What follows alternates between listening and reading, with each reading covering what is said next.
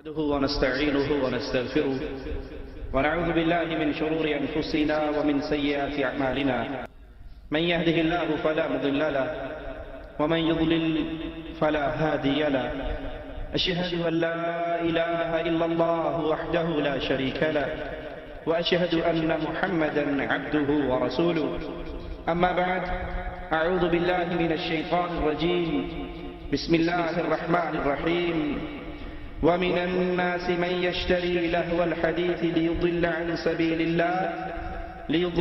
سبيل الله بغير علم ويتخذها هزوا أولئك لهم عذاب مهين. جب کوئی قوم ذلت اور بربادی کی دلدل میں گرتی ہے تو وہ اپنی خصوصیات کو بھول جاتی ہے اور غیروں کی اندھی تقلید کی راہ پہ چل پڑتی ہے. کچھ یہی حال ہندوستان میں آنے والے صوفیاء کے ساتھ بھی ہوا. انہوں نے دیکھا کہ ہندوؤں کے مذہب میں گانے اور ساز کو خاص اہمیت ہے. یہ اپنے مندروں میں بھجن گاتے ہیں اسلام کی دعوت کے لیے, اسلام کی تبلیغ کے لیے. اسی راستے کو اپنایا اور بھجن کے مقابلے پر قوالی کا آغاز ہوا. بھول گئے اس اہم ترین اصول کو کہ من تشبہ بقوم فہو منہم, جو جس قوم کی مشابہت کرتا ہے اس کا شمار اسی قوم میں سے ہوتا ہے. بھجن گانا, تالیے پیٹنا, رقص کرنا, ڈھول پیٹنا, چمٹے سارنگیوں کے ساتھ رام رام کی صدائیں لگانا, یہ ہندوؤں کا مذہب تو ہو سکتا ہے.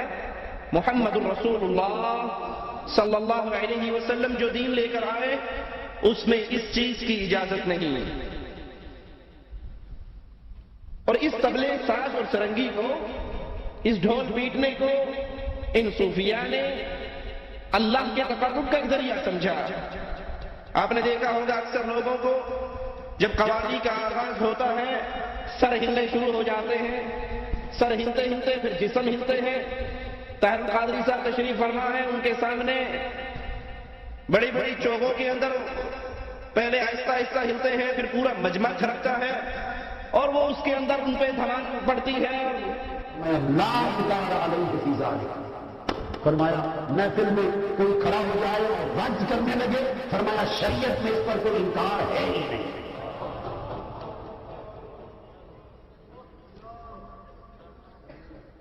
لا انکار.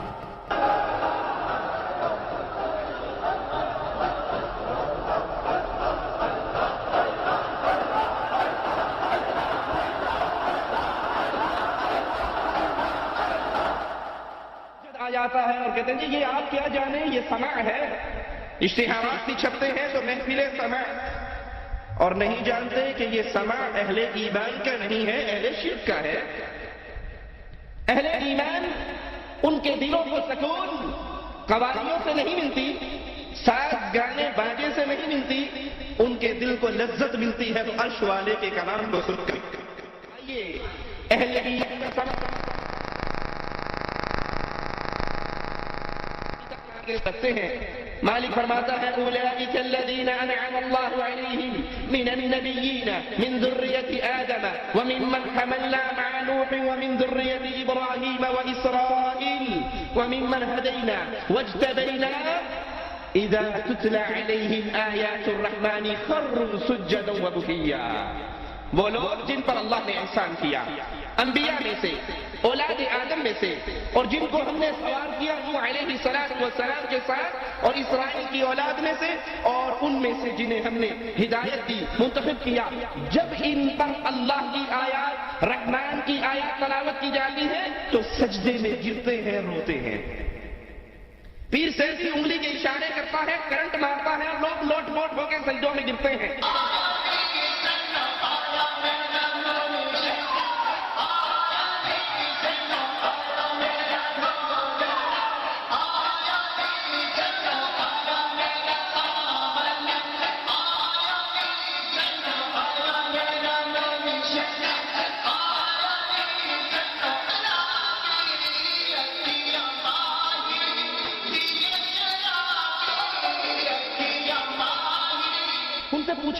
کیا ہے؟ کہ معرفت دیا کہ اللہ نے تو انہوں کی پتہ لگنا، تم وہابی ہو، معرفت سے بے بہرا ہو، یہ پیر سب دل جاری کرتے ہیں، دل ہلتے ہیں ان کے. ہم نے ہندوؤں کے پیٹ ہلتے ہوئے دیکھے ہیں. ہندو جوگی بیٹھ کر جب سانس اندر لیتے ہیں تم دلوں کو حرکت کرتے ہو، وہ اپنے پیٹوں کو حرکت دیتے ہیں.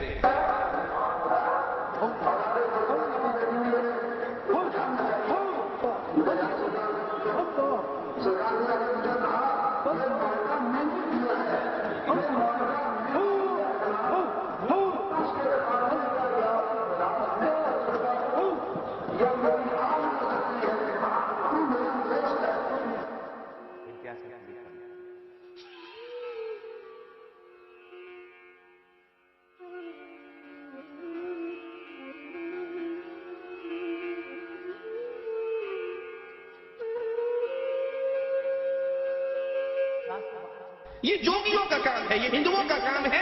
اللہ کو ماننے والوں پر اثر اللہ کے قرآن سے ہوتا ہے. رحمان کی آیات کو سنتے ہیں تو سجدے میں گرتے ہیں اور اللہ سے معافیوں کا سوال کرتے ہیں. دوسرے مقام پہ غور کیجئے، محفل سما مقرر کرنے والوں کو سنائیے، اہل ایمان کا دل، اہل ایمان کا ایمان کس چیز سے بڑھتا ہے؟ انما المؤمنون الذين اذا ذكر الله وجلت قلوبهم واذا تليت عليهم آياته زادتهم ایمانا وعلى ربهم يتوکلون. مومن کون ہے؟ اہل ایمان کون ہے؟ اذا ذکر اللہ وجلت قلوبهم، جب ان کے سامنے اللہ کا ذکر ہوتا ہے، قرآن کی آیات پڑھی جاتی ہے، اللہ کا ذکر سن کے ان کے دل ڈرتے ہیں، لرزتے ہیں. اور جب ان پر آیات پڑھی جاتی ہے زادتهم ایمانا، قرآن کو سن کر ایمان بڑھتا ہے، رحمان کی آیات کو سن کر ایمان بڑھتا ہے. اور یہ قبروں پہ بھروسہ کرنے والے نہیں، یہ مردوں سے ماننے والے نہیں، یہ مردوں کے عرصوں میں جانے والے نہیں. وعلی ربهم یتوکلون، یہ اپنے اللہ پر توکل کرنے والے. ان الذین اوتوا العلم من قبلہ، یاد کر لیجئے جن لوگوں کو اس سے پہلے علم ملا، اذا یتلی علیہم، جب ان پہ اللہ کی آیات پڑھی جاتی، جب ان پہ قرآن کی تلاوت ہوتی، یخرون للاذقان سجدا، وہ اپنے چہروں کے بل گر جاتے، ویقولون، اور آوازیں لگاتے، سبحان ربنا ان کان وعد ربنا لمفعولا، ہمارا رب پاک ہے. اہل ایمان اللہ کی آیات کو سن کے سجدے میں گرتے ہیں. اسی لیے رسول کریم صلی اللہ علیہ وسلم نے فرمایا، جب آدم کا بیٹا قرآن کی آیات سنتا ہے، قرآن کی آیات پڑھتا ہے، سجدہ تلاوت سے گزرتا ہے اور اس آیت پہ سجدہ کرتا ہے، شیطان روتا ہے، افسوس مجھے سجدہ کرنے کا حکم ہوا اور میں نے نہیں کیا، میرے لیے ہمیشہ کی آگ اور جہنم ہے. آدم کا بیٹا سجدہ کرتا ہے تو اس کے لیے اللہ جنت مقرر کر دیتا ہے. وَيَخِرُّونَ لِلْأَذْقَانِ يَبْكُونَ وَيَزِيدُهُمْ خُشُوعًا. اہل ایمان قرآن سن کے، قوالیاں سن کر نہیں، دھمال ڈال کر نہیں، ڈانس دیکھ کر نہیں، ناچتے ہوئے نہیں، ڈھول کی آواز سن کر تبلے میں رقص کرتے ہوئے نہیں، بلکہ قرآن کی آواز سنتے ہوئے وَيَخِرُّونَ لِلْأَذْقَانِ يَبْكُونَ وَيَزِيدُهُمْ خُشُوعًا. یہ اہل ایمان منہ کے بل گر پڑتے ہیں، روتے ہیں، ان کے دل میں اللہ کا خشوع اور ڈر اور زیادہ ہوتا ہے. وَإِذَا سَمِعُوا مَا أُنزِلَ إِلَى الرَّسُولِ تَرَىٰ أَعْيُنَهُمْ تَفِيضُ مِنَ الدَّمْعِ. اہل ایمان یہ جب اللہ کی آیات کو سنتے ہیں، اللہ کے رسول پر وحی ہوتی ہے، اہل ایمان اس وحی کو سنتے ہیں تو ان کی آنکھوں سے آنسو جاری ہوتے ہیں. قرآن سن کر دل نرم ہوتے ہیں، قرآن سن کر اللہ کی طرف انسان بڑھتا ہے، قرآن سن کر قرآن کا سماع کرنے سے انسان اللہ کی طرف بڑھتا ہے، اس کے ایمان میں اضافہ ہوتا ہے، اس کے دل میں اللہ کا ڈر پیدا ہوتا ہے. اور اسی چیز کو سننے کا اللہ نے حکم دیا ہے. قوالی سننے کا حکم نہیں دیا، ڈانس دیکھنے کا حکم نہیں دیا، ڈھول و طبلے بجانے کا حکم نہیں دیا. حکم کیا دیا ہے؟ آئیے قرآن کی آیت سنیے. وَإِذَا قُرِئَ الْقُرْآنُ فَاسْتَمِعُوا لَهُ وَأَنصِتُوا لَعَلَّكُمْ تُرْحَمُونَ. جب قرآن پڑھا جائے تو خاموشی سے سنو، اس کی طرف خاموش رہو، دھیان لگاؤ. یہ کام تم کر لو، اللہ تم پر رحم کر دے گا. قرآن کو سننا مشروع ہے، ثواب کا باعث ہے، اور قرآن سننے والوں سے محبت کرتا ہے، ان کی تعریف کرتا ہے. وَإِذَا تُتْلَىٰ عَلَيْهِ آيَاتُنَا، اور جو قرآن نہیں سنتا اس کا حال کیسے بیان کرتا ہے؟ وَإِذَا تُتْلَىٰ عَلَيْهِ آيَاتُنَا وَلَّىٰ مُسْتَكْبِرًا كَأَن لَّمْ يَسْمَعْهَا كَأَنَّ فِي أُذُنَيْهِ وَقْرًا. جب اس پر قرآن کی تلاوت کی جائے، انہیں قرآن سنائے، سانو قرآن نہ سناؤ، ہمیں جو سکون قوالی سے ملتا ہے قرآن سے نہیں ملتا، کیوں نہ سنائیں؟ کہ قرآن سمجھنے کے لیے 18 علوم چاہیے اور قوالی سمجھنے کے لیے صرف شرک اور کفر کی لعنت چاہیے جو ہمارے دل میں موجود ہے۔ ہم قوالی سن کے، آپ دیکھ لیجیے لاہور کے بسوں کو صبح صبح جا کے چیک کر لیجیے، 1000 کے اندر کوئی ایک بس نہیں ہوگی جس میں صبح قرآن کی تلاوت ہو، اور آپ کو سینکڑوں بسیں مل جائیں گی جہاں نصرت فتح علی خان کا کفر چل رہا ہوگا۔ قرآن سنائیے تو وہ موڑ کے بھاگ جائیں گے، جیسے ان کے کانوں میں ڈاک لگی ہے، ان کے کان، ان کا پردہ سماعت بند ہو چکا ہے، یہ کچھ نہیں سنتے۔ اور ان لوگوں کا حال کیا ہوگا؟ بشر بعذاب الیم، ان کے لیے دردناک عذاب کی خوشخبری ہے۔ قرآن کو ترک کرنے والے، اس کے سماع سے منہ موڑنے والے، ان کے بارے میں قرآن کی آیات پہ غور کیجیے۔ وقال الرسول یا رب ان قوم اتخذوا هذا القرآن مهجورا، رسول قیامت کے دن ان کے اوپر مقدمہ کریں گے، اے اللہ یہ اسلام کی طرف نسبت تو کرتے تھے، نام تو لیتے تھے، لیکن انہوں نے قرآن کو بالکل چھوڑ دیا تھا، یہ قرآن کی تلاوت نہیں کرتے تھے، قرآن سے لذت نہیں لیتے تھے، قرآن سے ان کو محبت نہیں تھی۔ قیامت کے دن ان کے اوپر مقدمہ کرنے والے محمد رسول اللہ، اور یہی وہ سماع ہے جس کی فرمائش محمد کریم صلی اللہ علیہ وسلم اپنے اصحاب سے کیا کرتے تھے۔ بخاری و مسلم میں ہے، اللہ کے حبیب علیہ الصلوۃ والسلام نے ابن مسعود رضی اللہ عنہ وارضاہ سے کہا مجھے قرآن سناؤ۔ ابن مسعود کہنے لگے یا رسول اللہ صلی اللہ علیہ وسلم قرآن تو آپ پر نازل ہوا ہے، میں آپ کو سناؤں؟ آقا علیہ الصلوۃ والسلام نے فرمایا مجھے دوسروں کی زبان سے سننا اچھا لگتا ہے۔ اے قوالی سننے والوں، آقا علیہ السلام کا اگر کلمہ پڑھا ہے تو سنو، نبی کہہ رہے ہیں مجھے دوسروں سے قرآن سننا اچھا لگتا ہے، ابن مسعود مجھے قرآن سناؤ۔ ابن مسعود کہتے ہیں کہ میں نے رسول کریم صلی اللہ علیہ وسلم کے سامنے قرآن حکیم کی تلاوت شروع کی، اور جب میں اس آیت پر پہنچا فَكَيْفَ إِذَا جِئْنَا مِنْ كُلِّ أُمَّةٍ بِشَهِيدٍ وَجِئْنَا بِكَ عَلَى هَؤُلَاءِ شَهِيدًا، اس وقت آپ کا کیا ہوگا جب ہم ہر امت میں سے ایک ایک گواہ حاضر کریں گے اور آپ کو ان لوگوں پر گواہی دینے کے لیے حاضر کیا جائے گا۔ تو رسول کریم صلی اللہ علیہ وسلم نے فرمایا بس کرو ابن مسعود بس کرو۔ میں نے اپنی نگاہوں کو اٹھایا تو محمد کریم صلی اللہ علیہ وسلم کی آنکھوں سے پانی، آنسو موتیوں کی طرح گر رہا ہے۔ قرآن سن کر نبی کو رونا آتا ہے، قرآن سن کر نبی کے صحابہ روتے ہیں، قرآن سن کر اہل ایمان روتے ہیں، ان کے دل پہ قرآن سننے سے اثر ہوتا ہے، قرآن سننے سے ایمان ان کا بڑھتا ہے۔ یہ اہل ایمان کا سماع ہے۔ اور آئیے آپ اہل شرک سے پوچھتے ہیں ان کی عبادت کا طریقہ کیا ہے، ان کا سماع کیا ہے، وہ محفل سماع میں کیا کرتے ہیں؟ تالیاں بجانا، سیٹی مارنا، ڈھول پیٹنا، یہ اہل شرک کا سماع ہے، اہل ایمان کا نہیں۔ قرآن میں کہتا ہے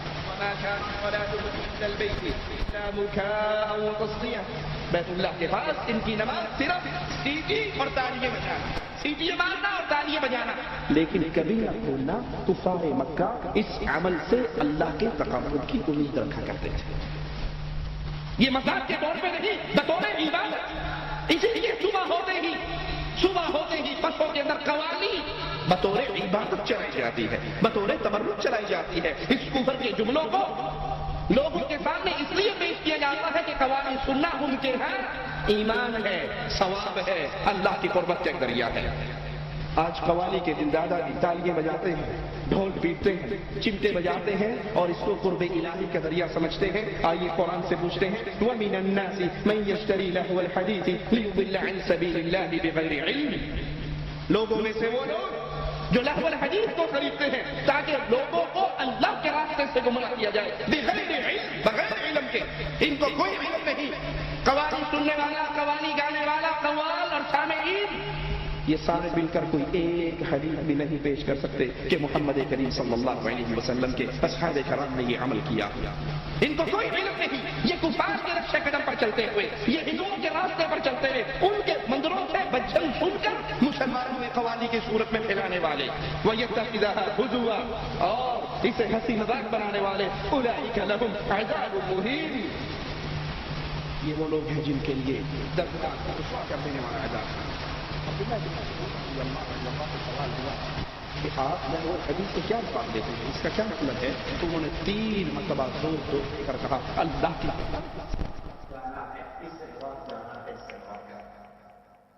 عبداللہ بن عباس رضی اللہ عنہ کے بارے میں تو انہوں نے فرمایا گانا اور راگ، یہ گانا اس سے مراد قرآن کی آیت سے مراد یہ گانا ہے، یہ موسیقی ہے، یہ راگ ہے۔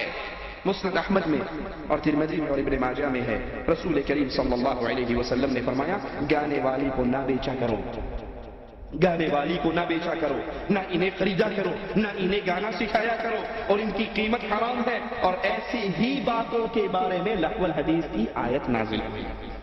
آج قوالی پیٹنے والے، قوالی بجانے والے، قوالی گانے والے، ڈھول سرنگی بجانے والے، قرآن کریم کی یہ آیت ان پر کیسے فٹ ہوتی ہے۔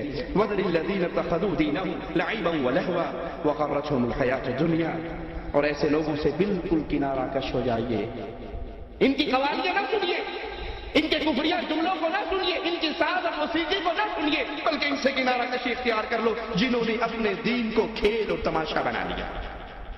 اللہ کی قسم دے کر پوچھتا ہوں، اس منظر کو آپ اہل شرک کے سامنے، اہل کفر کے سامنے پیش کیجئے، کافروں کے سامنے پیش کیجئے کہ ایک مسلمان سفید پگڑی باندھ کے بیٹھا ہوا ہے، انگلی کا اشارہ کر رہا ہے، پوری مسجد کو کرنٹ لگ رہا ہے، وہ ناچ رہے ہیں، گر رہے ہیں، لوٹ پوٹ ہو رہے ہیں، تو کیا خیال ہے؟ کفار اس کو دیکھ کر اسلام سمجھے گا؟ کہیں گے یہ کیا کھیل تماشا ہے، اور وہ بھی اللہ کے گھر کے اندر۔ یہ کھیل تماشا نہیں ہے اور کیا ہے؟ سفید لمبی داڑھی ہیں، طاہر القادری صاحب کی موجودگی میں بامبے ہیں، اور ناچ ناچ کے ان کا ایسی تیسی ہو رہی ہے، کوئی رکوع کی حالت میں ناچ رہا ہے، کوئی کھڑا ہو کے ناچ رہا ہے۔ کیا انڈین اداکار ناچیں گے، پاکستان کے اداکار ناچیں گے، جو یہ مولوی مسجد میں ناچیں؟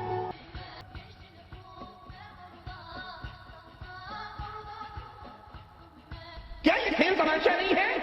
کیا قوالی کے نام پر یہ کھیل تماشا مسلمانوں میں داخل نہیں کیا گیا؟ اور قرآن کہہ رہا ہے ان لوگوں سے کنارہ کشی اختیار کر لیجئے جنہوں نے اپنے دین کو کھیل تماشا بنا لیا۔ کھیل کے نام پر کھیلو، اسلام کے نام پر تو کھیل کو اسلام میں داخل نہ کرو۔ یہ کھیل تماشا ہے، یہ جادوگری ہے، یہ تماشا ہے جو اسلام کے نام پر تم نے جاری کیا۔ اور دنیاوی زندگی نے ان کو دھوکے میں ڈال رکھا ہے، کیونکہ آنے والے آتے ہیں، کوئی نذرانہ دے رہا ہے، کوئی سوٹ دے رہا ہے، کوئی بکرے کی نیاز دے رہا ہے، کوئی مٹھی بھر رہا ہے، کوئی ڈائریکٹ اکاؤنٹ میں ڈال رہا ہے۔ یہ دنیا کی لالچ، یہ دنیا کی پیروں فقیروں کی کمائی آمدنی نے ان کو اندھا کر رکھا ہے، ان کے لیے دردناک عذاب ہے۔ اور اس دھمال کو آخرت کے لیے ذریعہ نجات سمجھتے ہیں۔ پیر نوری بوری لاہور کی بہت بڑی سرکار ہے، اس میں سے لمبے ان کے بال ہی ہوں گے، ایک چٹیا ادھر چھپتی ہے، ایک چٹیا ادھر، بیچارہ بالکل اینڈ ہوا ہوا 80 سال کا ہوگا، اس سے دھمال نہیں ڈالی جا سکتی، تو دو آدمی ادھر سے اس کے نیچے ہاتھ دیتے ہیں، دو ادھر سے اس کے نیچے ہاتھ دیتے ہیں، اس کو بڈھے کو زبردستی نچاتے ہیں، اور وہ بیٹھ سے کہتا دھمال ڈالو، مولویوں مسجدوں سے نکلو دھمال ڈالو، سنی ہو تو دھمال ڈالو، شیعہ ہو تو دھمال ڈالو، وہابی ہو تو دھمال ڈالو، اور جو دھمال نہیں ڈالے گا اس کی نجات نہیں ہوگی۔ کہتا میں قسم کھا کر کہتا ہوں، جو دھمال نہیں ڈالے گا اللہ کی قسم قیامت کے دن نہیں بخشا جائے گا۔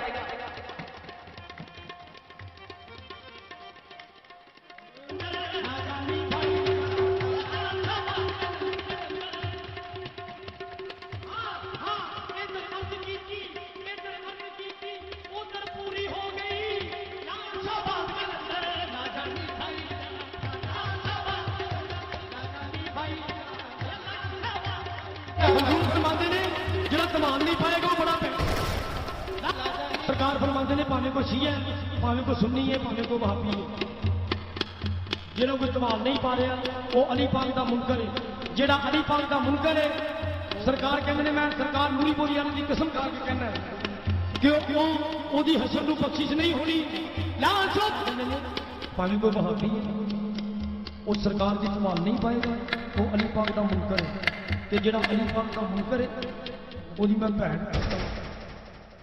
اللہ کا واسطہ دے کر پوچھتا ہوں، اے اہل ایمان، اس ظالم کے کفریہ جملے میں غور کرو، جو دھمال نہیں ڈالے گا قیامت کے دن نہیں بخشا جائے گا۔ اللہ کے گھر میں کھڑے ہو کر پوچھتا ہوں، کیا ابو بکر نے دھمال ڈالی؟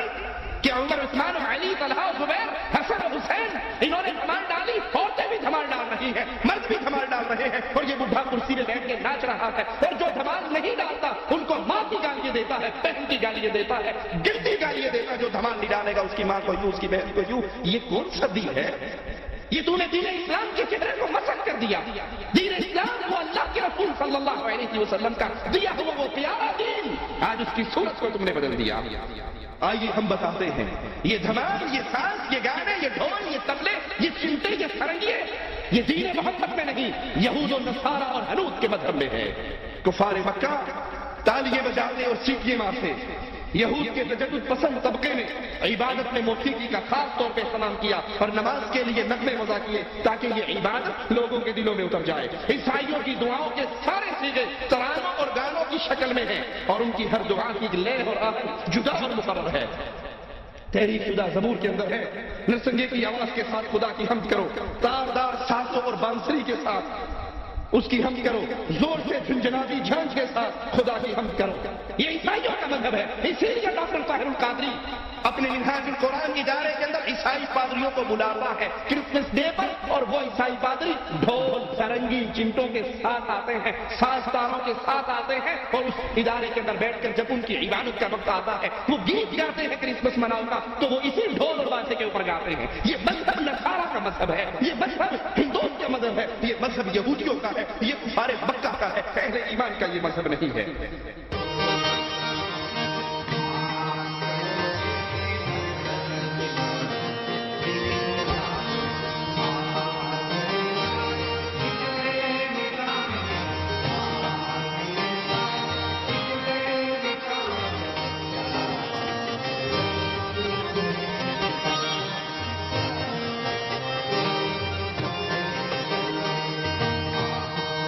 اہل کتاب کی طرح ہنوز کی عبادت میں بھی گانے اور موسیقی کی بڑی اہمیت ہے. قوالی کے قائلین حقیقت میں انہی مشرکین سے متاثر ہو کر ان کی اندھی تقلید کر رہے ہیں. موسیقی اور گانے ہندو مذہب کے خمیر میں شامل ہیں. اس نظام میں بنیادی اہمیت رکھتے ہیں. ہندو مذہب کے پنڈتوں پروہتوں نے پوجا کرنے والوں میں سوز و گداز پیدا کرنے کے لیے ہمیشہ اس کا سہارا لیا. دور رسالت، دور صحابہ، تابعین کا دور، یہ گانا راگ اور موسیقی کو غیر اسلامی سمجھتا تھا. یہ غیر اسلامی عمل تھا دور صحابہ کے اندر، تابعین کے اندر، رسول کریم صلی اللہ علیہ وسلم کے دور میں. اسی لیے اللہ کے نبی صلی اللہ علیہ وسلم نے جب ایک بانسری کی آواز سنی اور ایک روایت میں ڈھول کی آواز سنی تو اپنے کانوں میں انگلی دے دی. عبداللہ ابن عمر نے یہ سنا تو انہوں نے بھی اپنے کانوں میں انگلی دی اور کہا میں نے رسول اللہ صلی اللہ علیہ وسلم کو ایسے ہی کرتے دیکھا. شیطان کی آواز کی تفسیر میں ہے کہ یہ شیطان کی آواز گانا ہے. رسول کریم صلی اللہ علیہ وسلم فرماتے ہیں مجھے دو احمق اور فاجر آوازوں سے منع کر دیا گیا ہے. پہلی آواز مزامیر کی، آلات موسیقی کی آواز سے مجھے منع کیا گیا، اور منہ پیٹنے، گریبان پھاڑنے، جہلیت کی صدا لگانے کی آواز سے منع کیا. بہتی میں ہے رسول کریم صلی اللہ علیہ وسلم نے فرمایا دو آوازیں دنیا اور آخرت میں ملعون آوازیں ہیں. پہلی آواز مزمار کی آواز، آلات موسیقی کی آواز، اور دوسری مصیبت کے وقت چیخنے اور چلانے کی آواز. مسند احمد میں ہے اللہ کے نبی صلی اللہ علیہ وسلم فرماتے ہیں اللہ نے مجھے سارے عالم کے لیے رحمت بنا کر بھیجا اور مجھے حکم فرمایا کہ مزامیر، آلات موسیقی کو میں آگ لگا دوں.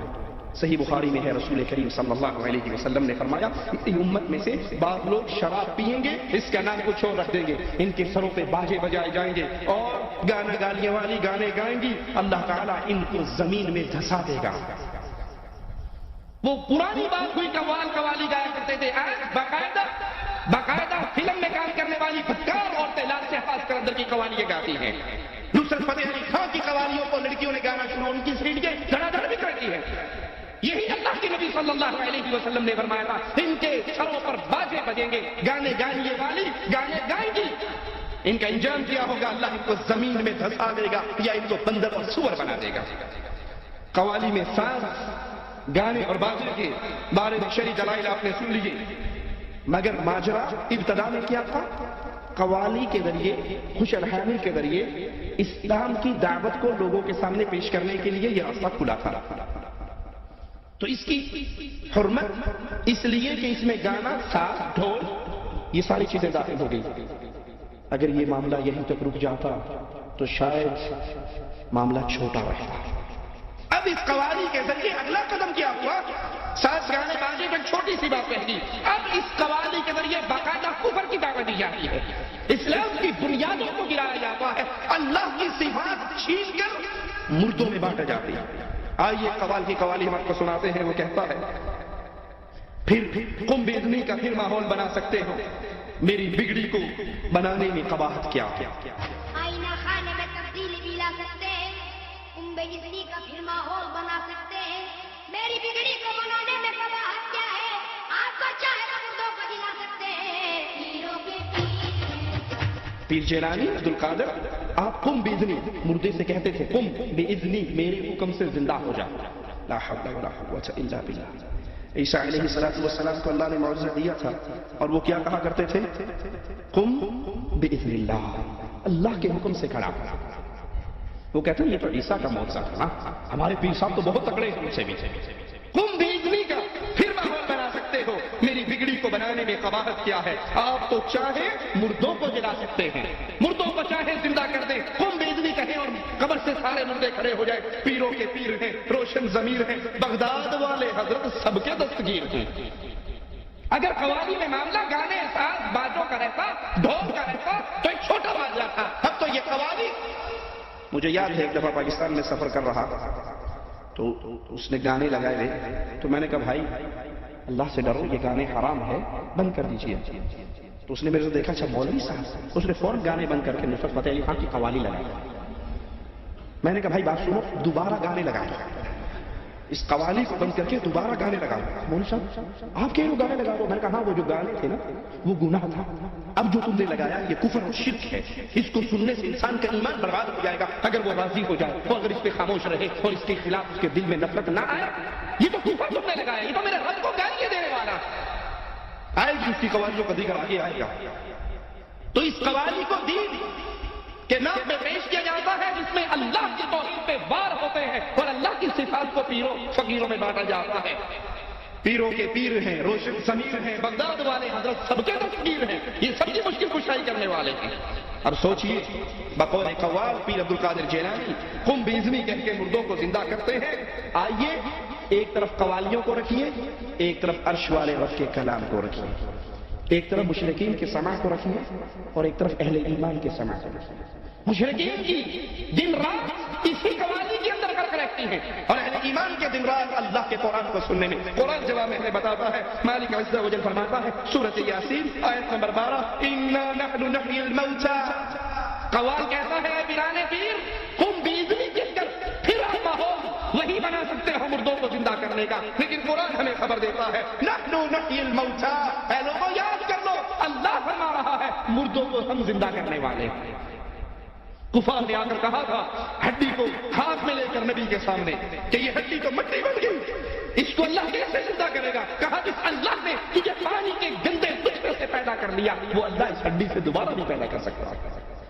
انا نحن نحیی الموتى، مردوں کو ہم زندہ کرتے ہیں. اور دوسرے مقام پہ غور کیجیے، قالوا یا ویلنا من بعثنا من مرقدنا. وہ کہیں گے کس نے ہمیں ہماری قبروں سے اٹھا دیا؟ ما وعد الرحمن، یہ اللہ کا وہ وعدہ تھا جو آج پورا ہو گیا. لیکن یہاں مردوں کو زندہ کرنے کی ساری اختیار اور کنٹرول ان پیروں اور فقیروں میں دے کر کہا جا رہا ہے کہ یہ مردوں کو زندہ کر لیتے ہیں، اور قرآن ہمیں اس کے انکار میں بتا رہا ہے کہ نہیں، مردوں کو زندہ کرنے والا اللہ ہے. ایک اور مقام پہ غور کیجیے، کیف تکفرون باللہ وکنتم امواتا. اے اللہ کے ساتھ کفر کرنے والوں، اے یہ مالک کی صفات اپنے مردوں پیروں میں بانٹنے والوں، قرآن کی آیت پہ کاش تم نے غور کیا ہوتا. کیف تکفرون باللہ، تم کیسے اللہ کے ساتھ کفر کرتے ہو؟ وکنتم امواتا، تم مردہ تھے، فاحیاکم، اللہ نے تمہیں زندگی دی. ثم یمیتکم، پھر اللہ تمہیں موت دے گا. ثم یحییکم، پھر اللہ تمہیں زندہ کرے گا. موت دینے والا بھی اللہ. نہ پیر جیلانی زندگی دے سکتے ہیں، نہ پیر جیلانی کسی کو مار سکتے ہیں. یہ جھوٹ ہے تم لوگوں کے سامنے پیش کرتے ہو. کہا جی آپ نے نہیں ماننا، وہ جو ہمارے پیر صاحب تھے نا اسلام آباد والے، گولڈے والی سرکار، وہ گولڈے والی سرکار گولڈا اسٹیشن پر آئے تھے، ایئر گن ان کے ہاتھ میں تھی، ایئر گن انگریز کے ہاتھ میں تھی، تسبیح پیر صاحب کے ہاتھ میں تھی. پیر صاحب نے پوچھا اس انگریز سے یہ گن کیا کرتی ہے؟ اس نے لوڈ کیا، چھرا ڈالا، اوپر پرندہ بیٹھا تھا، نشانہ لیا، مارا، نیچے گرا، مر گیا. انگریز نے پوچھا یہ تسبیح کیا کام کرتی ہے؟ ٹرانسلیٹر کیوں تھا وہاں پہ؟ کیا اس انگریز کو پنجابی کس نے سکھائی؟ پنجابی کو انگریزی کس نے سکھائی؟ خیر چھوڑو اس کو. کہا بابا جی یہ تسبیح کیا کام کرتی ہے؟ کہا تو نے مار دیا نا، مر گیا نا، ڈیڈ باڈی ہو گئی. کہاں تھا؟ تسبیح پکڑی، اس کے اوپر رکھی، وہ زندہ ہو کر پرواز کر کے طرف پہ جا کے بیٹھ گیا. سننے والے نعرے رسالت، لا حول ولا قوة الا باللہ. اور مالک خبر دے رہا ہے ثم یمیتکم ثم یحییکم، اللہ تمہیں موت دے گا، پھر اللہ تمہیں زندہ کرے گا. نہ پیر گولڈا زندہ کر سکتا ہے، نہ ڈولے شاہ زندہ کر سکتا ہے، نہ بغداد والا کر سکتا ہے، نہ اجمیر والا، نہ لاہور والا، نہ ملتان والا، کوئی زندہ نہیں کر سکتے. یہ خود چھوڑ، یہ تو خود مردہ ہے، ڈیڈ باڈی ہے، ان کو اپنے اٹھائے جانے کا بھی معلوم نہیں ہے کب اٹھایا جائے گا۔ لیکن قوال صاحب کیا کہتے ہیں؟ ذرا بھی دیر کرتے نہیں تم بگڑی بنانے میں، سخی تم ہو، یہی مشہور ہے زمانے میں۔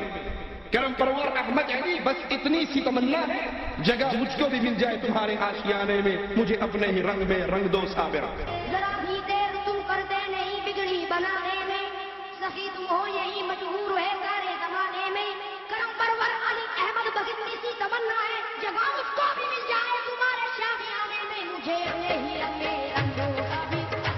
کہ تم کرم کرنے والے ہو صابر، تم بگڑی بنانے والے ہو، جو بگڑ جائے تم بنا دیتے ہو، کسی کی قسمت خراب ہو تم اس کی ٹھیک کر دیتے ہو، کسی کی قسمت میں اولاد نہیں ہے تو تم عطا کر دیتے ہو۔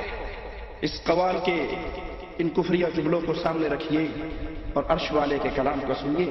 قل افرأیتم ما تدعون من دون اللہ، تم جن کو بھی اللہ کے علاوہ پکارتے ہو، وہ بغداد والا ہو یا صابر پیا ہو یا کوئی اور پیا ہو، ان ارادنی اللہ بضر هل هن کاشفات ضره، قرآن کا چیلنج سنیے، آواز اپنے دلوں میں بٹھائیے، قل، اے نبی کہو ان کو، تم جن کو بھی اللہ کے علاوہ پکارتے ہو، ان ارادنی اللہ بضر، اگر اللہ مجھ پہ کوئی مصیبت اتارنا چاہے، اگر اللہ مجھ پہ کوئی غم اتارنا چاہے، میرا بیٹا ابراہیم، نبی کا بیٹا ابراہیم نبی کی گود میں دم توڑتا ہے، نبی کی پیار کرنے والی زوجہ خدیجہ فوت ہوتی ہیں، نبی کے چچا حمزہ شہید ہوتے ہیں، ابو طالب کلمہ پڑھنے سے انکار کرتے ہیں، یہ غم یہ دکھ آتے ہیں، طائف میں پتھر پڑتے ہیں، زخمی ہوتے ہیں، زمین پہ گرتے ہیں، اوہد کے اندر آپ گڑھے میں گرتے ہیں، ماتھا پھٹتا ہے، یہ سارے غم اور دکھ آتے ہیں۔ ان ارادنی اللہ بضر، اگر اللہ کو مصیبت اتارنا چاہے، هل هن کاشفات ضره، کیا یہ پیر، یہ بابے، یہ حضرت، یہ شیخ جن کو تم کرم پرور سمجھتے ہو، جن کو تم دستگیر مانتے ہو، جن کو تم کرم کرنے والا مانتے ہو، جن کو تم بگڑی بنانے والا مانتے ہو، قرآن کا چیلنج ہے، اللہ کی اتاری ہوئی مصیبت کو یہ ٹال سکتے ہیں؟ او ارادنی برحمت هل هن ممسکات رحمت، اللہ اگر کسی پر رحمت کرے کیا یہ اللہ کی رحمت کے درمیان رکاوٹ بن سکتے ہیں؟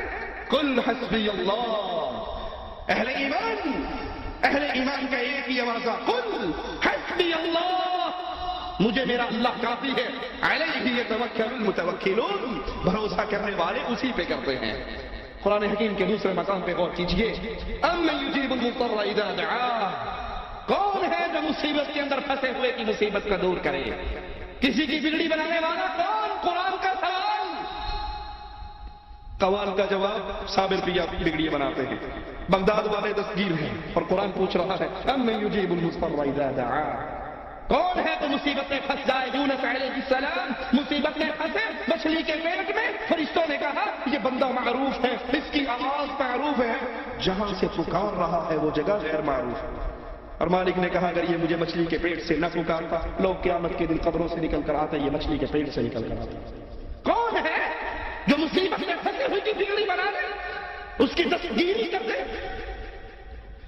وَيَكْشِفُ السُّوءَ، اس کی مصیبت کو دور کر دے۔ اَإِلَٰهٌ مَّعَ اللَّهِ، کیا اللہ کے علاوہ کوئی اور مشکل کشا ہے؟ کیا اللہ کے علاوہ کوئی اور دستگیر ہے؟ کیا اللہ کے علاوہ کوئی اور کرم کرنے والا ہے؟ أَمَّن يَهْدِيكُمْ فِي ظُلُمَاتِ الْبَرِّ وَالْبَحْرِ، خشکی اور تری میں اندھیروں میں سے تمہیں نکالنے والا کون ہے؟ غیر اللہ کو پکارنے والوں، پیروں کو دستگیر کہنے والوں، مولا علی مشکل کشا میری کشتی پار لگا دینا کی قوالی کہنے والوں، قرآن کی آواز پہ غور کرنا۔ أَمَّن يَهْدِيكُمْ فِي ظُلُمَاتِ الْبَرِّ وَالْبَحْرِ، تمہیں کون ہدایت دیتا ہے؟ وہ قوال کہتا ہے جی آپ نے وہ کفار مکہ تھے جن کی کشتی پھنسی تھی، انہوں نے اللہ کو پکارا تھا اور اللہ نے ان کی کشتی پار لگا دی تھی۔ اکرما نے واقعہ سنا ہے، صحیح مسلم میں ہے، ہماری کشتی پھنسی، ہم نے اپنے لات العزیٰ کو پکارا، کوئی نہیں آیا، پھر ہم نے مجبور ہو کے محمد صلی اللہ علیہ وسلم آپ کے رب کو پکارا، اللہ نے فوراً کشتی ہماری پار لگا دی۔ قرآن اس کا منظر بیان کرتا ہے فَإِذَا رَكِبُوا فِي الْفُلْكِ دَعَوُا اللَّهَ مُخْلِصِينَ لَهُ الدِّينَ، جب یہ کشتی ان کی پھنس جاتی بھور میں تو پھر یہ فوراً اللہ کو پکارتے، اللہ ان کی کشتی کو پار لگا دیتا۔ فَلَمَّا نَجَّاهُمْ إِلَى الْبَرِّ إِذَا هُمْ يُشْرِكُونَ، جب ان کی کشتی پار لگ جاتی تو یہاں خشکی پہ آ کے، امن میں آ کے پھر شرک کرتے۔ لیکن آج کے دور کا مشرک اللہ کی قسم کھا کر کہتا ہوں، رب کے گھر میں کھڑے ہو کر کہتا ہوں، اس دور کے مشرک سے بڑا مشرک ہے۔ وہ کم از کم سختی میں تو اللہ کو پکارا کرتے تھے، یہ سختی میں بھی اللہ کو نہیں پکارتے۔ قوال کہتا ہے 2-4 سال نہیں، پورے 12 سال، 2-4 سال نہیں، پورے 12 سال ڈوبی ہوئی ناؤ کو تارنے والے پیرانے پیر ہیں، روشن ضمیر ہیں، بغداد والے حضرت سب کے دستگیر ہیں۔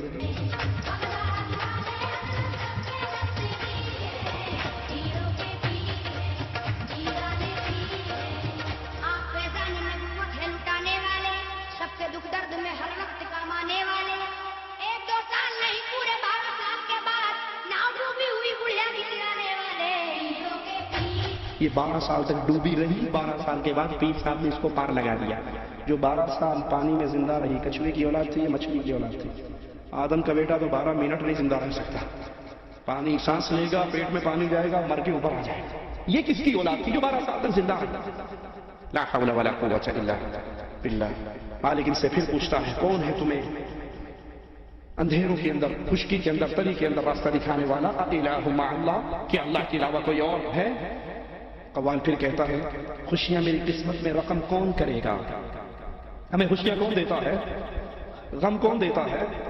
غم اور خوشی اللہ کی طرف سے آتی ہے۔ اور یہاں قوال قوالی کے نام پر، جو دین کے نام پر لوگوں میں سنائی جاتی ہے، مکمل اللہ کا انکار کرتے ہوئے کہتا ہے خوشیاں میری قسمت میں رقم کون کرے گا؟ سب دور میرے رنج و الم کون کرے گا؟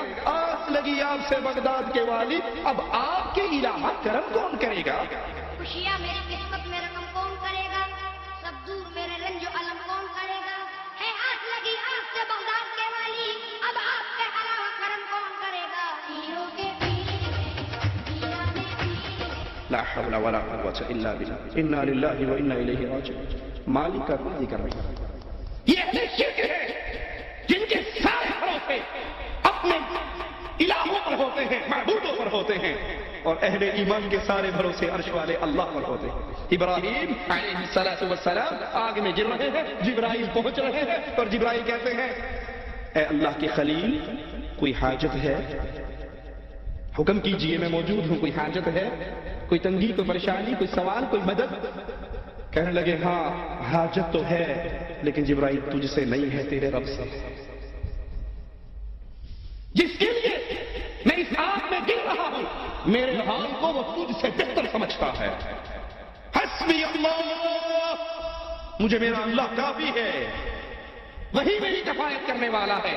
اور یہ کہتا ہے آس لگی ہے آپ سے بغداد کے والی، اب آپ کے علاوہ کرم کون کرے گا؟ کرم کرنے والے صرف آپ ہیں۔ اور مالک کا قرآن اس ظالم اور اس طرح کے اور ظالموں سے سوال کر رہا ہے الیس اللہ بکاف عبدہ، کہ اللہ اپنے بندے کے لیے کافی نہیں ہے؟ تجھے تیری ماں کے پیٹ میں کس نے کرم کیا تھا؟ ماں کے پیٹ میں رزق کس نے دیا تھا؟ جب تو 9 مہینے کا پورا ہو گیا تجھے باہر کون لایا تھا؟ ماں کی چھاتیوں میں دودھ کس نے چڑھایا تھا؟ رونے کا ڈھنگ کس نے سکھایا تھا؟ روتے ہوئے تیری ماں کے دل میں تیرے لیے محبت کا سمندر کس نے پیدا کیا تھا؟ تو گندگی پیشاب پخارا کرتا تھا، ماں محبت سے اس کو صاف کرتی تھی، یہ محبت کا سمندر ماں کے دل میں کس نے اتارا تھا؟ تجھے رات کو خود بستر پہ سلا دی، خود گیلا بستر پہ سو دی، یہ کس نے کرم تجھ پہ کیا؟ اس اللہ کو بھول گیا؟ یا ایھا الانسان ما غرک بربک الکریم، اس کریم رب کو بھول گیا جب تو ماں کے پیٹ سے باہر نکلا تھا، تیرے تن پر کپڑا نہ تھا، عزت دینے والا، رزق دینے والا وہ اللہ، آنکھیں دینے والا اللہ، عقل دینے والا اللہ۔ اللہ تجھے اندھا کر دیتا، اللہ تجھے بہرا بنا دیتا، اللہ تجھے لنگڑا بنا دیتا، اللہ تجھے تیرے ہاتھ اور پاؤں کو توڑ دیتا، کون تجھے دے سکتا؟ آئیے قرآن سے پوچھتے ہیں خوشی دینے والا کون ہے؟ مدد کرنے والا کون ہے؟ بچانے والا کون ہے؟ قل ارأيتم ان اهلكني الله ومن معي او رحمنا، اے نبی ان سے کہیے اگر اللہ عز و جل مجھے ہلاک کرے، ومن معي، اور جو میرے ساتھ ہے، ہم سب کو اگر وہ موت دے دے، ہلاک کر دے، مار دے، فمن يجير الكافرين من عذاب اليم، اے کافروں تمہیں اللہ کے دردناک عذاب سے کون بچائے گا؟ وہ اللہ ہے جب چاہے جس پہ چاہے مصیبت اتار دے، جس کو چاہے خوشیوں سے نواز دے، وہ اللہ عز و جل ہے۔ قل هو الرحمن، کہہ دیجئے وہ اللہ ہے، خوشی دینے والا بھی اللہ، غم بھی آتے ہیں تو مالک کی طرف سے، شفائیں بھی آتی ہیں تو اللہ کی طرف سے، رزق بھی آتا ہے تو اللہ کی طرف سے۔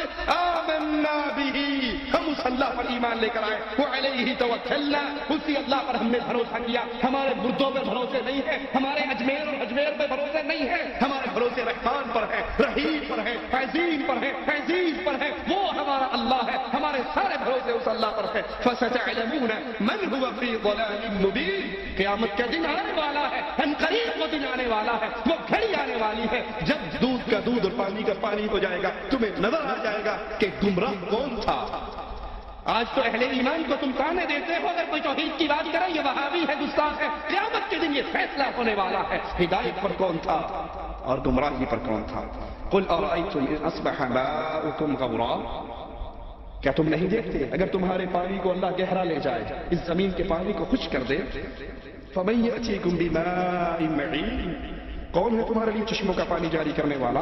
اللہ اس پانی کو سکھا دے، کون ہے تمہارے اس پانی کو باہر لانے والا؟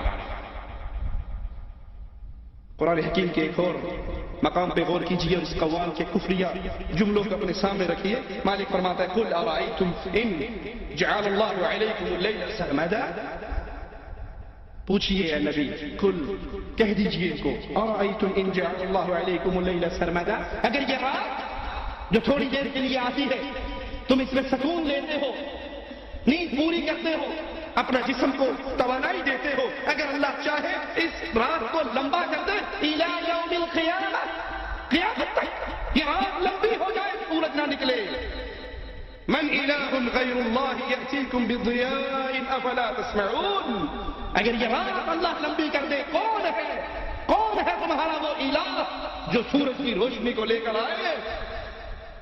کوئی پیر، کوئی بابا، کوئی حضرت، کوئی شیخ، کوئی مرشد، کوئی دستگیر، کوئی خواجہ، کوئی ہے ایسا جو اس رات کے اندھیروں کو چیر کے دوبارہ روشنی لے آئے؟ قل ارأیتم ان جعل اللہ علیکم النہار سرمدا الی یوم القیامہ من الہ غیر اللہ یأتیکم بلیل تسکنون فیہ افلا تبصرون، اللہ اس سورج کو ہی لمبا کر دے، اس روشنی کو قیامت تک کے لیے پھیلا دے۔ کون ہے جو رات کے اندھیرے لے کر آئے تاکہ تم اس میں سکون حاصل کرو اور آرام کر سکو؟ ومن رحمتہ، یہ اللہ کی رحمتیں ہیں، یہ اللہ کی رحمتیں ہیں۔ بغداد والے والی پہ نظریں لگانے والوں، یہ بغداد والا بھی اللہ کی رحمتوں کا محتاج تھا، اور اگر یہ کچھ کر سکتا تو بغداد کے اوپر گرنے والے بموں کے رخوں کو تو موڑ دیتا، بغداد میں مسلمانوں کے بہتے ہوئے خون کو تو روک دیتا، بغداد میں مسلمانوں کے اوپر ہونے والے ظلم و ستم کی چکیوں کو تو چلنے نہ دیتا۔ کہتے ہیں آپ نے نہیں مانا ہوئے جو گستاخ وادی، وہ جب 65 کی جنگ لگی تھی نا، انڈیا کے طیارے آئے تھے راوی کا پل توڑنے کے لیے، لاہور والی سرکار ساوا چولا پہن کے وہاں کھڑی ہو گئی تھی، اوپر سے بم گرتے تھے وہ کیچ کر کے دریا میں ڈال دیتے تھے، ایک بھی بم پل پہ نہیں گرنے دیا اور سارا پل بچا رہا، انڈیا کو شکست ہو گئی۔ ہم نے کہا جی بالکل مان لیتے ہیں سرکار آپ کی بات کی، لیکن جب 71 میں جنگ لگی تھی، یہ تیرے ابے کا قدم پڑھنے گیا تھا کیا؟ تب کہاں تھا؟ جب بنگلہ دیش ٹوٹا تھا تب کہاں تھا؟ تب یہ کہاں گئے ہوئے تھے؟ کسی کی قوالی پڑھنے گئے ہوئے تھے کیا؟ تب مدد کیوں نہیں کی؟ مدد آتی ہے تو اللہ کی طرف سے، آزمائش آتی ہے تو اللہ کی طرف سے۔ وَمِن رَحْمَتِهِ جَعَلَ لَكُمُ اللَّيْلَ وَالنَّهَارَ لِتَسْكُنُوا فِيهِ وَلِتَبْتَغُوا مِنْ فَضْلِهِ وَلَعَلَّكُمْ تَشْكُرُونَ۔ سنو یہ اللہ کی رحمت ہے، رحمت کرنے والا اللہ ہے، یہ اللہ کی رحمت ہے جس نے تمہارے لیے رات کو سکون کے لیے بنایا، دن کو رزق کی تلاش کے لیے بنایا تاکہ تم اس اللہ کا شکر ادا کرو۔ ایک اور قوال کہتا ہے، خواجہ اجمیری کو رازق قرار دینے کی ناکام کوشش کرتے ہوئے کہتا ہے، میں سنی عقیدت والا ہوں، اے تو کیوں مجھ سے چلتا ہے؟ ایک میں کیا سارا زمانہ خواجہ کی در پہ پلتا ہے۔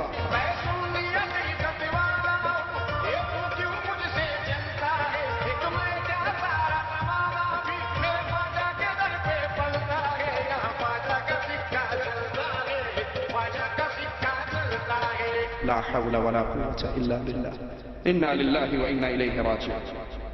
ایک میں کیا سارا زمانہ، پوری دنیا خواجہ کے در پہ پلتی ہے، خواجہ نہ دے گا تو پھر کون دے گا؟ انا للہ و انا الیہ راجعون۔ ان ظالموں کے اس ایک کفریہ جملے پہ آسمان ٹوٹ پڑے، زمین پھٹ جائے، پہاڑ ریزہ ریزہ ہو جائیں، یہ کس طرح اللہ کی توہین کرتے ہیں اور اللہ کے ساتھ مذاق اور اٹکیلیے کرتے ہیں؟ آئیے ہم بتاتے ہیں تمہیں کہ رزق دینے والا کون ہے۔ اس خواجہ کو رزق کس نے دیا تھا؟ یہ خواجہ خود ماں کے پیٹ میں تھا، ماں کے پیٹ میں گندگی کے اندر اس کو رزق کس نے دیا تھا؟ جب یہ باہر نکلا ماں کی چھاتی سے اس کے لیے رزق کا بندوبست کس نے کیا تھا؟ کیا یہ ماں کے پیٹ میں اپنا رازق خود تھا؟ اب تو تم کہتے ہو یہ اتنی بڑی دیگ ہے خواجہ کی، چلتی رہتی ہے، لوگ کھاتے رہتے ہیں، پورا زمانہ اس سے پلتا ہے۔ آئیے قرآن ہمیں بتاتا ہے وَمَا مِن دَابَّةٍ فِي الْأَرْضِ إِلَّا عَلَى اللَّهِ رِزْقُهَا۔ یہ خواجہ نہیں دیتا، یہ خواجہ خود منگتا ہے، فقیر ہے، یہ بابا خود سوالی تھا، یہ پیشاب و پخانے کی مجبوریوں میں پھنسا ہوا تھا، اس کی ماں اس کے لوٹنے بدلتی تھی، یہ پیشاب کرتا تھا، پخانا کرتا تھا، یہ مجبور انسان تھا، یہ ماں کے پیٹ سے نکلا، اسے بولنا نہیں آتا تھا، یہ چیخ چیخ کر رو رو کر اپنی ماں کو اپنی طرف متوجہ کیا کرتا تھا، اور اس کو رونے کا ڈھنگ بھی ہمارے اللہ نے سکھایا تھا۔ یہ داتا نہیں، یہ رزاق نہیں، بلکہ وَمَا مِن دَابَّةٍ فِي الْأَرْضِ إِلَّا عَلَى اللَّهِ رِزْقُهَا۔ زمین پہ جتنا جو کچھ ہے ان سب کا رزق، وہ انسان ہے، وہ حیوان ہیں، وہ چوپائے ہیں، وہ درندے ہیں، وہ چرندے ہیں، وہ پرندے ہیں، وہ کیڑے ہیں، کالا سیاہ کیڑا، کالی سیاہ رات، کالے سیاہ پہاڑ کی جڑ میں چلتا ہے، اللہ اپنے عرش پر مستوی ہوتے ہوئے اس کو وہاں پر دیکھتا بھی ہے، اس کا رزق پہنچاتا بھی ہے، اس کے پاؤں کی دھمک اپنے عرش پہ سنتا بھی ہے۔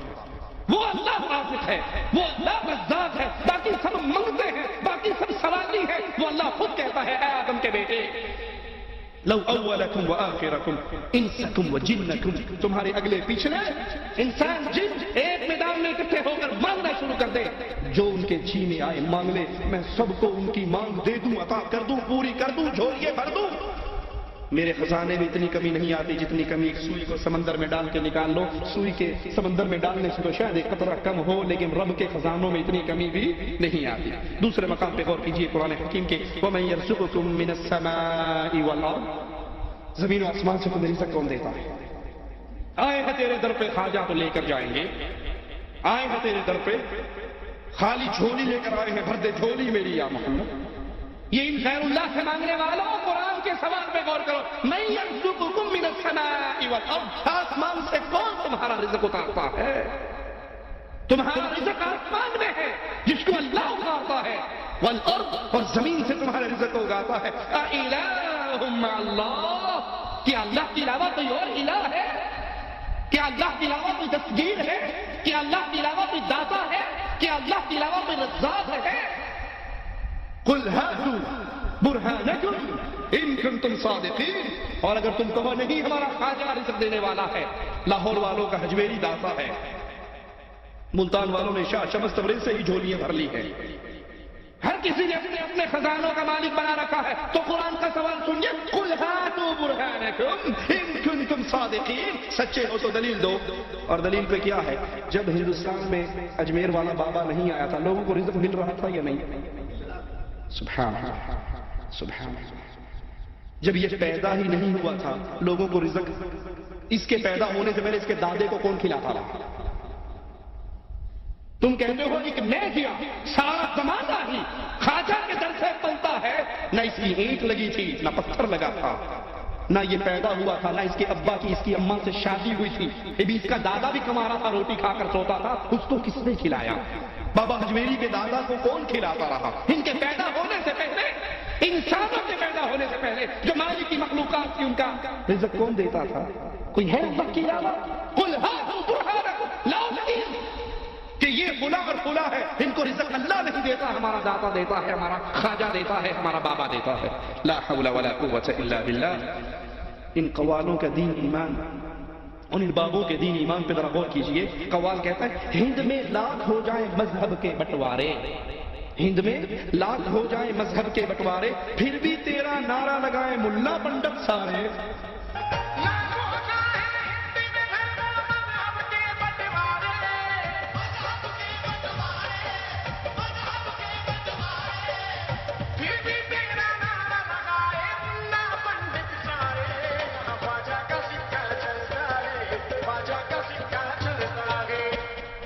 ہند میں مذہب کے لاکھ بٹوارے ہو جائیں، یہ ملا ہے، یہ مسلمان ہے، یہ سکھ ہے، یہ ہندو ہے، یہ پنڈت ہے، لاکھ بٹوارے ہو جائیں، سارے مل کے خواجہ تیرے در پہ آ کے سب نعرہ لگاتے ہیں، تجھے ملا بھی مانتا ہے، تجھے پنڈت بھی مانتا ہے، تجھے سکھ بھی مانتا ہے. بتاؤ وہ مسلمان ہو سکتا ہے جس پہ سارے راضی ہوں؟ خود سوچئے، کیا کسی مسلمان پہ کافر راضی ہو سکتا ہے؟ نہیں ہو سکتا. اور وہ مسلمان کیسا ہے فیصلہ خود ہی کرنا. جس پہ ہندو کہتے ہیں ہمارا تھا، اس سکھ کہتے ہیں نہیں ہمارا تھا، مسلمان کہتے ہیں نہیں یار مسلح ختم نہیں کروائی ہوئی تھی ہمارا. مسلمان کے در پہ مسلمان سے کبھی کافر راضی نہیں ہو سکتا. وہ کافر تو ان کا دشمن ہے. اگر اس نے ہندوؤں کو مسلمان کیا بفر تمہارے جی آپ نے کیا ماننا، وہ خواجہ اجمیری ہی تھے جنہوں نے آ کر سب کو کلمہ پڑھایا تھا اور سب کو مسلمان کیا تھا. وہ بڑی مشہور کہاوت ہے نا، خواجہ کے مسجد بن رہی تھی، بادشاہ نے اس کا تیل بند کر دیا، چراغوں میں پانی ڈالا، دن میں مزدور کام کرتے تھے، رات کو آ کے مسجد بناتے تھے. وہ پانی کس سے چراغ چلنے لگے تو لوگوں نے کہا بادشاہ سلامت ہے، اس مسئلے کی تو مسجد پھر بھی بن رہی ہے. کہا اچھا. وہ فوجی لے کر پہنچ گیا، فوجی لے کر پہنچا، کہا اس کو ابھی گرفتار کرتے ہیں. خواجہ صاحب باہر نکلے تو سامنے والی فوج کی طرف گھور کے دیکھا، ابھی دیکھنا ہی تھا، ساری فوج کہہ رہی تھی لا الہ الا اللہ. دائیں طرف دیکھا، ادھر کی فوج نے کلمہ پڑھ لیا، ادھر دیکھا ادھر کی فوج نے کلمہ پڑھ لیا، پیچھے پیچھے دیکھا اس نے کلمہ پڑھ لیا. بادشاہ سلام کہتے ہیں ہاں جی کیوں آپ لوگوں کو مسلمان کرتے ہیں؟ کہا لوگوں کو تو میں کرتا ہوں، یہ فوج جو تم مجھے مارنے کے لیے لایا ان کو کلمہ میں نے پڑھایا؟ کہا نہیں، کدے تیری ساری فوج کلمہ پڑھ رہی. بادشاہ بڑا حیران. ایک نظر کرم جب بادشاہ پر ڈالی تو بادشاہ بھی وہیں ہاتھی میں بیٹھا بیٹھا لا الہ الا اللہ. سینکڑوں مسلمان کیا، ہزاروں مسلمان ہندوستان میں مسلمان کی طرح جانے کی ہے. اگر اس نے ہندوؤں کو مسلمان کیا ہوتا تو کبھی ہندو اس سے راضی ہوتے؟ کہتے اس نے تو ہمارے خاندانوں کو موسلا بنا دیا، اس کا دشمن بنتے. یہ کیسا ہے جس پہ ہندو بھی راضی ہے، پنڈت بھی راضی ہے، سکھ بھی راضی ہے اور مسلمان بھی راضی ہے. اللہ کی قسم یہ شرک کا منظر ہے، یہ شرک کا منظر ہے جو ہندو اپنے مندروں میں کرتے ہیں، وہی تم درباروں میں کرتے ہیں. ہندو سمجھتا ہے سیاسی جنگ ہے، اندر سے ہم دونوں بھائی ہیں، ہم کھڑے کو پوچھ رہے ہیں، یہ لمبے بڑے کو پوچھ رہا ہے. اتنا سا فرق ہے ان قبر پرستوں میں اور مورتی پرستوں میں. وہ کھڑے کا طواف کرتا ہے، یہ پڑے کا کرتا ہے. وہ اس کو سامنے بھجن گاتا ہے، یہ اس کے سامنے قوالی گاتا ہے. قوال کہتا ہے پڑھی نمازیں رکھے روزے جنت پالی ملا، میں خواجہ کے عشق میں کھویا مل گیا مجھ کو اللہ. پڑھی نمازیں رکھے روزے جنت پالی ملا، میں خواجہ کے عشق میں کھویا مل گیا مجھ کو اللہ. لا حول ولا قوت الا باللہ، انا للہ و انا الیہ راجعون. یعنی ملا کی ساری دوڑ صرف جنت کے لیے. اللہ راضی ہوگا تو جنت دے گا، اللہ ملے گا تو جنت ملے گی. یہ صوفیاء کی اور قوانوں کی جنت سے لڑائی ہے، جنت سے نفرت ہے. اور اللہ کے نبی صلی اللہ علیہ وسلم جب نماز کا وقت دوران نماز آپ ایک قدم آگے بڑھتے ہیں اور ایک قدم پھر پیچھے ہٹے. اللہ کے نبی اب آگے کیوں بڑھے؟ کہا مجھے اللہ نے جنت دکھائی جس کی طلب میں آگے بڑھا تھا، پھر مجھے جہنم دکھائی، میں نے اپنا سایہ اس میں دیکھا اور میں 2 قدم پیچھے ہٹا. یہ تو نبی ہے جو جنت کے لیے آگے بڑھ رہے ہیں، یہ تو نبی ہے جنہوں نے جنت کا تعارف کروایا اور نبی کے سارے صحابہ جنت کے سوال. ان صوفیاء کا یہ عقیدہ ہے، رابعہ بصری کہا کرتی تھی کہ جنت کے پانی سے جہنم بجھا دوں، جہنم کی آگ سے جنت جلا دوں، پھر بے لوگ ہو کر اللہ کی عبادت کروں. پھر تو نے اللہ سے لینا کیا ہے؟ نہ رہی جنت نہ رہی جہنم. نمازوں اور روزوں کی توہین کرتے ہوئے کہتا ہے پڑھی نمازیں روزے رکھے روزے جنت پالی ملا، میں خواجہ کے عشق میں کھویا مجھ کو مل گیا اللہ. تو یہ خواجہ کے عشق میں کھونے کا طریقہ رسول اللہ صلی اللہ علیہ وسلم نے اپنے صحابہ کو کیوں نہیں سکھایا کہ چھوڑو نمازیں روزے؟ کیوں تم روزے رکھ رہے ہو؟ کیوں تم نمازیں پڑھ رہے ہو؟ نبی جہاد پہ جا رہے ہیں اور کفار سے مقابلہ ہے. صحابہ کہتے اللہ کے نبی ہم جہاد پہ جا رہے ہیں، پتہ نہیں کس ٹائم ہمارا کفار سے ٹاکرا ہو جائے اور ہم روزے سے ہیں، تو کیوں نہ افطار کر لیں؟ عصر کے بعد کا وقت ہے، نبی صلی اللہ علیہ وسلم دودھ کا پیالہ پی کے روزہ افطار کر لیتے ہیں. یہ سفر کے اندر بھی اللہ کے نبی جا رہے ہیں. اللہ کے عشق میں آ کر خواجہ کے عشق میں آ کر تجھے اللہ ملا تو نبی نے اپنے صحابہ کو نماز روزے کی تلقین کیوں کی؟ کیوں کہا صلو کما رأیتمونی اصلی، نماز پڑھو جیسے میں نے تمہیں پڑھ کے سکھائی ہے. نبی نے کیوں پڑھی؟ صحابہ نے کیوں پڑھی؟ جبرائیل نے آ کر نبی کو کیوں سکھائی؟ اللہ نے اپنے قرآن میں نماز پڑھنے کا حکم کیوں دیا؟ اہل جہنم کا یہ ماجرا کیوں پیش کیا کہ جنتی پوچھیں گے ما سلککم فی سقر، جہنم میں کیوں آئے؟ تو جواب ملے گا لم نک من المصلین. یہ سارے بے نماز قوال اسی جہنم میں پڑے ہوں گے جو کہا کہیں گے لم نک من المصلین. ہم لوگوں سے کہا کرتے تم نماز پڑھو، ہمیں صرف اسی عشق میں رہنے دو. صحیح بخاری میں ہے. اس نمازوں سے کیا ملتا ہے سنیے. صحیح بخاری میں ہے، اللہ کے نبی فرماتے ہیں بندہ فرائض کے ذریعے اللہ کے قریب ہوتا ہے اور پھر نوافل ادا کر کے اللہ فرماتا ہے بندہ میرے اور قریب ہو جاتا ہے، یہاں تک کہ میں اس کا ہاتھ بن جاتا ہوں. کس طرح قریب ہوتا ہے اللہ کے؟ فرائض کے بعد نوافل کے ذریعے بندہ اللہ کے قریب ہوتا ہے. اور یہ ظالم کہتے ہیں پڑھی نمازیں رکھے روزے جنت کا علی ملا. ہم تو خواجہ کے عشق میں جا کر اللہ سے ملے ہیں. بڑی نمازیں روزے رکھے جنت کا علی ملا. میں خواجہ کے عشق میں کھویا مل گیا مجھ کو اللہ اللہ یا خواجہ کا سکہ چلتا ہے. انا للہ و انا الیہ راجعون. قوال کہتا ہے خواجہ کا دیوانہ جس دن سے میں ہو گیا اس دن سے ہو گیا کردار صاف میرا. کعبہ بھی کر رہا ہے آ کے طواف میرا. خواجہ کا میں دیوانہ جس دن سے ہو گیا اس دن سے ہو گیا ہے کردار صاف میرا. بچہ کوئی دیکھے خواجہ کی عین ہے کعبہ بھی کر رہا ہے آ کر طواف میرا. یہ چڑھے گئے چشتی میرا. لا حول ولا قوت الا باللہ. کیا مراد کہ جس کا کردار صاف ہو جائے کعبہ اس کا طواف کرتا ہے اور جو کعبے کا طواف کرتا ہے ان کا کردار صاف نہیں ہوتا. جو کعبے کا طواف کرتے ہیں ان کا کردار صاف, کیونکہ اگر کردار صاف ہو جائے گا تو کعبہ خود تمہارا طواف کرے گا. حشت بہشت ایک کتاب ہے جس کے اندر رابعہ بصری کا قصہ لکھا ہے کہ رابعہ بصری ایک پیر صاحب جب دن کی طرف آئے 2 قدم چلتے 2 رکعت پڑھتے 2 قدم چلتے 2 رکعت پڑھتے پتہ نہیں کتنے سال تک چلتے چلتے مکہ شریف پہنچے. جب بیت اللہ میں داخل ہوئے تو آگے بیت اللہ ہی نہیں تھا. پوچھا لوگوں سے بھی میں تو اتنے سال 2 رکعتیں پڑھ کے شکرانے ادا کرتے ہوئے پہنچا ہوں بیت اللہ کہاں گیا؟ کہا ادھر کو گیا. پیچھے پیچھے گئے دیکھا تو جنگل کے اندر رابعہ بصری درخت سے ٹیک لگا کر بیٹھی اور بیت اللہ اس کا طواف کر رہا ہے. پوچھا رابعہ بصری بڈھی کیا کرتی ہے؟ کہا سن تو کعبے کی نیت سے آیا تھا تجھے کعبہ نہیں ملا. میں اللہ کی نیت سے آئی تھی تو اللہ نے خود کعبے کو میرے پاس بھیج دیا. خواجہ کا دیوانہ جس دن سے میں ہو گیا اس دن سے ہو گیا کردار صاف میرا. کعبہ بھی کر رہا ہے آگے طواف میرا. جب ان کے کیسے نہ ان قوالوں اور خوبیوں کے جب کردار صاف ہو جاتا ہے تو کعبہ ان کا طواف کرتا ہے. جب تک کردار صاف نہیں ہوتا یہ کعبے کا طواف کرتے ہیں. ابراہیم خلیل اللہ کا کردار صاف تھا یا نہ تھا؟ انہوں نے کعبہ بنا کے طواف کیا یا نہ کیا؟ اسماعیل علیہ الصلوۃ والسلام نے کیا, محمد علیہ الصلوۃ والسلام نے کیا, آپ کے صحابہ نے کیا. نعوذ باللہ ان میں سے کسی کا کردار صاف نہیں تھا.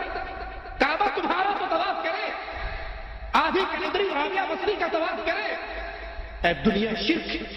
میرے ایک چھوٹے سے سوال کا جواب دے دو. جب محمد کریم 1400 صحابہ کو لے کر عمرے کی غرض سے آئے تھے اور حدیبیہ کے مقام پہ روک دیا گیا تھا اور آپ اپنے سفیروں کو بھیج رہے تھے, سیدنا عثمان کو بھی بھیجا تھا. عثمان جاؤ اہل مکہ سے کہو ہم جنگ کی نیت سے نہیں آئے, ہم تو بیت اللہ کا طواف کرنے کے لیے آئے ہیں. کفار مکہ نے کہا تھا, قریشیوں نے کہا تھا عثمان تجھے اجازت ہے تو جا کر بیت اللہ کا طواف کر سکتا ہے. اور سیدنا عثمان نے کہا تھا اللہ کی قسم میں اس وقت تک بیت اللہ کا طواف نہیں کروں گا جب تک محمد میرے ساتھ نہیں ہوں گے صلی اللہ علیہ وسلم. رابعہ بصری کے لیے تو یہ کعبہ دیا, اس طواف کے لیے تو کعبہ آیا, کعبہ نے اس کا طواف کیا. محمد علیہ السلام کے طواف کے لیے کعبہ کیوں نہیں آیا؟ چلو محمد علیہ السلام کچھ کلومیٹر دور تھے نا, حدیبیہ کے مقام پہ تھے. یہ تو عثمان مکہ کے اندر موجود تھے. اور ان سے بڑھ کر کردار کس کا صاف ہوگا جس کو رسول کریم نے بے بہا مرتبہ کہا تھا, اور ایک مرتبہ تو یہاں تک کہا تھا قد یا عثمان ما ضر عثمان ما عمل بعد اليوم قد. آج کے بعد جو جی میں آتا ہے کرو تیری جنت کی گارنٹی ہو گئی. اس کعبے نے آ کر اس عثمان کا طواف کیوں نہیں کیا کہ عثمان انکار کر رہے ہیں میں اپنے نبی کے بغیر طواف نہیں کروں گا, تو کعبہ خود ہی طواف کر لیتا کہ تو میرا نہ کر میں تیرا کر رہا ہوں, درجہ بلند ہو گیا. انا للہ و انا الیہ راجعون. قوال کہتا ہے میلے میں تیرے گھومنے آتے ہیں فرشتے. میلے میں تیرے گھومنے آتے ہیں فرشتے. ہاں گھومنے آتے ہیں, انتظار میں ہوتے ہیں اللہ کا کب اجازت ملے کسی پر کوڑے برسائیں اللہ کے عذاب کے. میلے میں تیرے گھومنے آتے ہیں فرشتے لیکن آج تک کسی نے دیکھا بھی نہیں ہے. تو خبر تجھے BBC والوں نے دی کیا؟ میلے میں تیرے گھومنے آتے ہیں فرشتے لیکن آج تک کسی نے دیکھا بھی نہیں ہے. آنکھ والا ہی دیکھے تیرا جلوہ میرے صابر. میلے میں تیرے گھومنے آتے ہیں فرشتے, میلے میں تیرے گھومنے آتے ہیں فرشتے لیکن کسی نے آج تک دیکھا بھی نہیں ہے. آنکھ والا دیکھے تیرا جلوہ میرے ساتھ. اب یہ بتاؤ جب کسی نے دیکھے بھی نہیں تو کیا قرآن میں خبر ہے کہ سابر پیا کے میلے میں فرشتے آتے ہیں؟ قرآن میں اس کی خبر, رسول کریم نے بھی اس کی خبر نہیں دی. 2 ہی ہمارے پاس ایسے ہیں جو غیب کی خبر, یا اللہ کا قرآن یا اللہ اپنے رسول کے ذریعے وحی کر کے بتاتا ہے, تیسرا ذریعہ تو نہیں. اب دنیا میں تم کہتے ہو کسی نے دیکھا بھی نہیں, پھر یہ خبر کہاں سے ملی؟ وہ کہتے ہیں جی معرفت کی بات ہے, آپ کو سمجھ نہیں آ سکتی. آپ نے دیکھا اکثر عید میلاد پہ بڑی خوبصورت کرسی سجی ہوئی ہوتی ہے. انڈیا پاکستان میں جب میلاد کا جشن ہوتا ہے تو کرسی بڑی پیاری خوبصورت بنا کے خالی پڑی رہتی ہے. کسی سے پوچھو بھائی یہ کرسی کیوں ہے؟ کہا آپ کو نہیں پتا، یہاں اللہ کے رسول آ کر بیٹھے ہیں، یہ ان کے لیے سجی ہے۔ وہ ایک ہمارا جیسا کوئی گیا ہوا تھا، اس نے کہا سر یہ کرسی کیوں سجی ہوئی؟ کہا بھی اللہ کے رسول صلی اللہ علیہ وسلم آئیں گے اور پھر ادھر پڑھ دینا آگے آگے تاج والے کا، اچھا جب آئے تو ذرا مجھے بھی دکھا دینا، میں بھی دیکھوں گا اپنے نبی صلی اللہ علیہ وسلم کو دیکھ کر صحابی کا شرف پالوں گا۔ کہا نہیں تو وہابی گستاخ ہے، تیری آنکھ دیکھنے کے قابل نہیں ہے۔ اس نے کہا اچھا ٹھیک ہے، میری آنکھ بڑی گستاخ ہے، میں اپنی آنکھیں بند کر لوں گا، میرا ہاتھ لگوا دینا کہ اللہ کے نبی صلی اللہ علیہ وسلم میلے میں تیرے گھومنے آتے ہیں فرشتے، لیکن آج تک کسی نے دیکھا بھی نہیں ہے، آنکھ والا ہی دیکھے تیرا جلوہ میرے سامنے۔ وہ پاکستان کا ایک جھوٹا نبی کذاب گوہر شاہی، اس نے بھی کہا تھا کہ وہ کتاب میرے پاس اس کی موجود ہے کہ میری شبیہ دو جگہ پہ، میرا چہرہ دو جگہ پہ آ چکا ہے، چاند میں بھی آ چکا ہے، حجر اسود میں بھی آ چکا ہے، لیکن وہ نہ جھوٹے کو نظر آئے گا، نہ منافق کو نظر آئے گا، نہ بے عمل صوفی کو نظر آئے گا۔ کیا مطلب؟ جو یہ کہے چاند میں گوہر شاہی کا جلوہ نہیں ہے، اس کا مطلب ہے یہ جھوٹا بھی ہے، یہ منافق بھی ہے، یہ بے عمل بھی ہے۔ تو جس میں 3 فتوے لگانے، ہر کوئی کہتا ہے جی بالکل واقعی آپ کا منہ ناک داڑھی سب نظر آ رہا ہے وہاں پہ۔ آتے ہیں لیکن ان کو دیکھتا کون ہے؟ آنکھ والا ہی دیکھے تیرا جلوہ۔ پھر کہتا ہے ایسی کرامت تو دیکھیے، پیر صاحب کی کرامت بیان ہو رہی کہ ایسی کرامت تو دیکھیے اپنے جنازے کی پڑھائی نماز بھی۔